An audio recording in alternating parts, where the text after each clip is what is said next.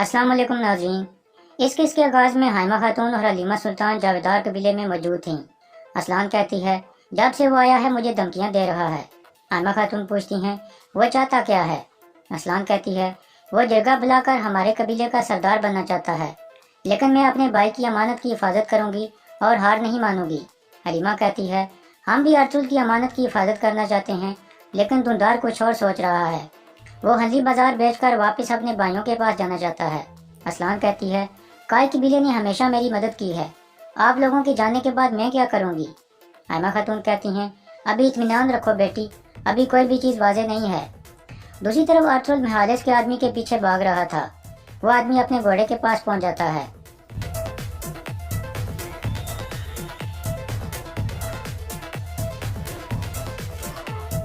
پھر ارطغرل اس سے پوچھتا ہے بتاؤ محالث کس کے لیے کام کرتا ہے؟ وہ آدمی کہتا ہے رکو میں بتاتا ہوں۔ ارطغرل رک جاتا ہے۔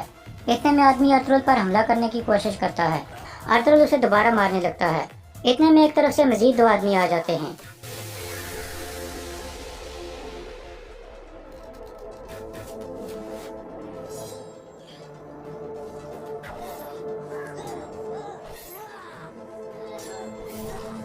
اس طرح ارطغرل ان دونوں کو مار دیتا ہے۔ دوسری طرف جاویدار قبیلے میں حائمہ خاتون کا سامنا کراجہ سے ہو جاتا ہے۔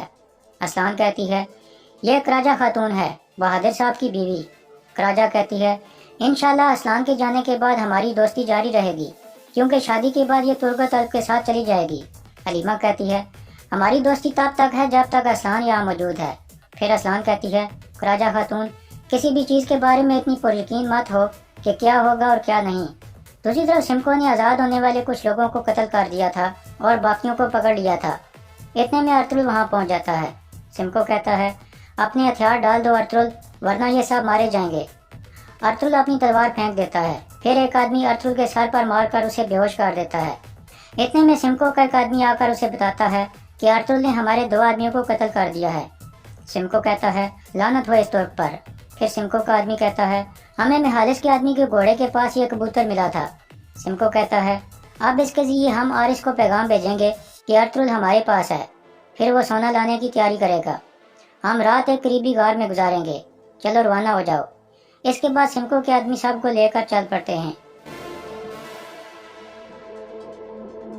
دوسری طرف کراجہ کہتی ہے تو آپ ہنلی بازار بیچ کر یہاں سے ہجرت کرنا چاہتے ہیں، کیونکہ دھندار نے بہادر صاحب کو کہا ہے کہ اگر وہ اپنے قبیلے کا سردار منتخب ہو گیا تو بازار بہادر صاحب کو بیچ دے گا۔ اسلان کہتی ہے ان دونوں کی ملاقات کب ہوئی؟ کراجہ کہتی ہے امیر سعد الدین نے ان دونوں کو ملوایا تھا۔ پھر حائمہ خاتون اور حلیمہ وہاں سے چلی جاتی ہیں۔ اس کے بعد ایک منظر سامنے آتا ہے جو ارطغرل کو خواب آ رہا تھا۔ ارطغرل کچھ آدمیوں کے پیچھے بھاگ رہا تھا۔ پھر وہ ایک جگہ پہنچتا ہے تو وہاں بہت سارے مزید آدمی آ جاتے ہیں اور اسے چاروں طرف سے گھیر لیتے ہیں، اور پھر لڑائی شروع ہو جاتی ہے۔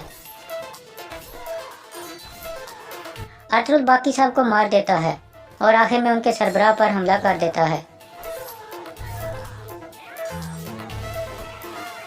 ارطغرل اس کو گرا کر کہتا ہے اپنا چہرہ دکھاؤ کمینے، کون ہو تم؟ پھر ارطغرل اس کے چہرے سے نقاب ہٹانے کی کوشش کرنے لگتا ہے، لیکن اتنے میں اس کی آنکھ کھل جاتی ہے۔ وہ ایک غار میں موجود تھا۔ اس کا ساتھی پوچھتا ہے آپ نے بھاگ کر اپنی جان کیوں نہیں بچائی ارطغرل صاحب؟ ارطغرل کہتا ہے ہم اپنے ساتھیوں کو پیچھے چھوڑ کر بھاگتے نہیں ہیں۔ اتنے میں سمکو اندر سے آ جاتا ہے اور دوسرے آدمی کو کہتا ہے میں تمہیں کتنی دفعہ کہوں کہ ارطغرل سے بات نہیں کرنی، آپ دور رہو اس سے۔ پھر ارطغرل سمکو کو کہتا ہے ان سب کو جانے دو، تمہارا کام صرف میرے ساتھ ہے۔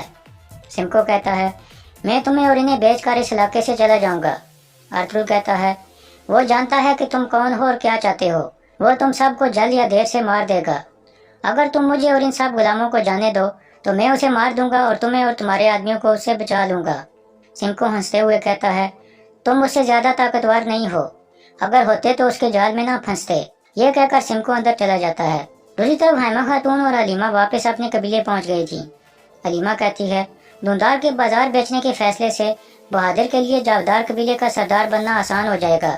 اتنے میں دھندار وہاں آ کر کہتا ہے جو بھی بازار کی مناسب قیمت ادا کرے گا بازار اس کا ہو جائے گا، اور بہادر صاحب قابل قبول آدمی ہیں۔ حلیمہ کہتی ہے اور اسلان خاتون کا کیا ہوگا؟ دھندار کہتا ہے وہ ہمارے قبیلے میں آ کر اپنے شوہر کے ساتھ رہ سکتی ہے۔ حلیمہ کہتی ہے میں آپ کے فیصلے کو نہیں مانتی، آپ سے میں ارطغرل صاحب کا ساتھ دوں گی۔ یہ کہہ کر حلیمہ باہر نکل جاتی ہے۔ قلعہ جیسر میں عارض ماریا کے پاس بیٹھا ہوا تھا۔ ماریا بے ہوشی کی حالت میں پڑی تھی۔ اتنے میں لوکس اندر آ کر کہتا ہے، امیر سعد الدین نے خبر بھیجی ہے کہ دھندار اور بہادر آپس میں رضامند ہو گئے ہیں۔ اتنے میں ایک اور سپاہی اندر آ کر عارض کو خط دیتے ہوئے کہتا ہے، یہ خط کبوتر لایا ہے۔ عارض اسے پڑھنے لگتا ہے۔ اس پر لکھا تھا، عارض، میں نے تمہارے سارے آدمیوں کو مار ڈالا ہے۔ ارطغرل ابھی بھی میرے پاس ہے۔ اب مجھے 10,000 سونے کے سکے ادا کرو اور 2 ملکوں کے درمیان متوقع جنگ کو بچا لو۔ اگر تم نے قیمت ادا نہ کی تو میں ارطغرل کو سب کچھ بتا دوں گا۔ سمکو۔ عارض کھڑا ہو کر لوکس کو کہتا ہے، اب جاؤ اور ان سب کو قتل کر دو۔ یہ سن کر لوکس باہر نکل جاتا ہے۔ اس کے بعد رات کا وقت ہو جاتا ہے۔ قائے قبیلے میں حلیمہ سلطان اور حکیم ارطغرل بامسی کے خیمے میں پہنچ جاتے ہیں۔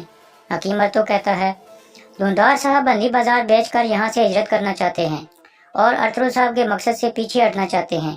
ہم چاہتے ہیں کہ ہم اس کام کو روکیں اور آپ ہمارا ساتھ دو۔ بامسی کہتا ہے، ہر چیز بلائی جا سکتی ہے لیکن ارطغرل صاحب کا مقصد نہیں۔ میں آپ کے ساتھ ہوں اور ہر چیز کرنے کے لیے تیار ہوں۔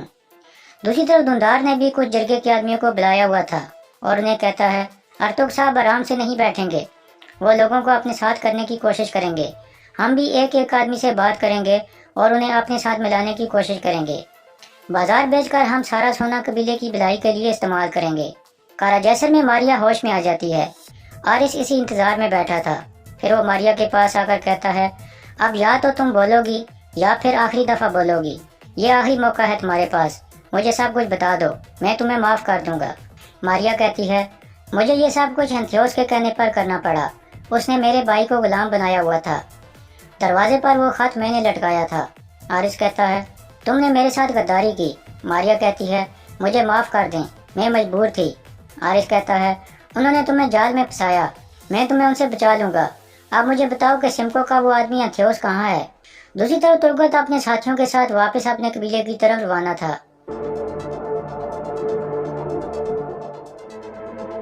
دوسری طرف سمکو نے ارطغرل اور باقی لوگوں کو ایک جگہ بٹھایا ہوا تھا۔ اتنے میں انتھیوس کی طرف سے مزید آدمی بھی وہاں پہنچ جاتے ہیں۔ ارطغرل کا ساتھی کہتا ہے، اب یہ بہت زیادہ ہو گئے ہیں، اب ہم یہاں سے نہیں بھاگ سکتے۔ ارطغرل کہتا ہے، کبھی اللہ سے نا امید نہیں ہونا چاہیے، مایوسی گناہ ہے۔ دوسرا آدمی کہتا ہے، میں نے زندگی میں آپ جتنا بہادر آدمی نہیں دیکھا ارطغرل صاحب۔ ارطغرل کہتا ہے، باقی سب ساتھیوں کو بتا دو کہ اب ہم ایک آخری دفعہ لڑائی لڑیں گے، وہ تیار ہو جائیں۔ اتنے میں سمکو اپنے آدمیوں کو کہتا ہے، غلاموں کو کھڑا کرو، ہم جا رہے ہیں۔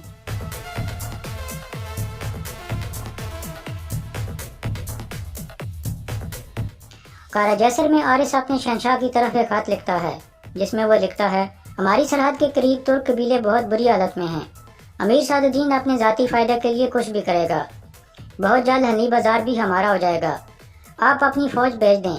اب وقت آ گیا ہے کہ ہم ترکوں سے وہ سب کچھ چھین لیں جو انہوں نے ہم سے چھینا تھا۔ قائے قبیلے میں جرگے کی تیاریاں ہو رہی تھیں، سب لوگ باہر کھڑے تھے۔ اتنے میں قبیلے کا ڈھول بجتا ہے۔ ترگت اور اس کے ساتھی سپاہی جنگ سے واپس لوٹ آئے تھے۔ سب لوگ انہیں دیکھ کر بہت خوش ہو جاتے ہیں اور اللہ کا شکر ادا کرتے ہیں۔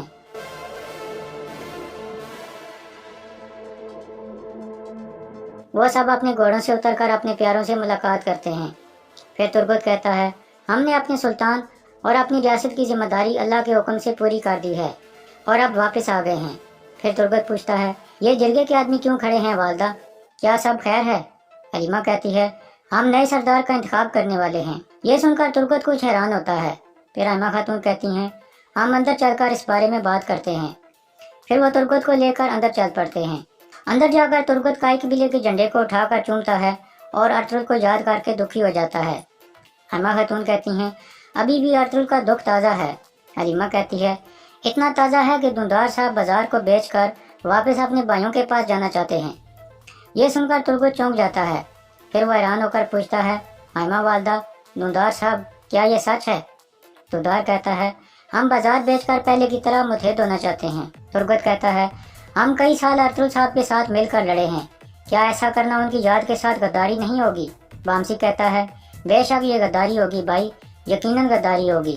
حلیمہ خاتون کہتی ہیں، ارطغرل کے شہید ہونے کے بعد ہمارا قبیلہ مشکل میں آ گیا تھا، اس لیے دھندار کو یہ فیصلہ کرنا پڑا۔ ارطغرل صاحب اس فیصلے کے خلاف ہیں اور اب یہ خود سردار بننا چاہتے ہیں۔ پھر حلیمہ کہتی ہے، اسلان بھی مشکل میں ہے، اس کا چچا بہادر واپس آ گیا ہے اور وہ اپنا قبیلہ بھی یہاں منتقل کرنا چاہتا ہے۔ تربت پوچھتا ہے وہ آدمی کیسا ہے ارتک صاحب؟ ارتک کہتا ہے وہ بالکل اورال جیسا ہے۔ پھر تربت کہتا ہے اماں والدہ، ہمارے سپاہی ابھی جنگ سے واپس آئے ہیں، ہمارے کچھ سپاہی شہید ہو گئے ہیں، اگر آپ مناسب سمجھیں تو یہ جرگہ کل منعقد کر لیں اور شہیدوں کے گھر والوں کو اکیلا نہ چھوڑیں۔ اس بات پر سب رضامند ہو جاتے ہیں۔ پھر تربت کہتا ہے اب مجھے جاودار قبیلے جانا ہوگا، ان کے سپاہی بھی شہید ہوئے ہیں، میں جا کر ان کے گھر والوں سے افسوس کروں گا۔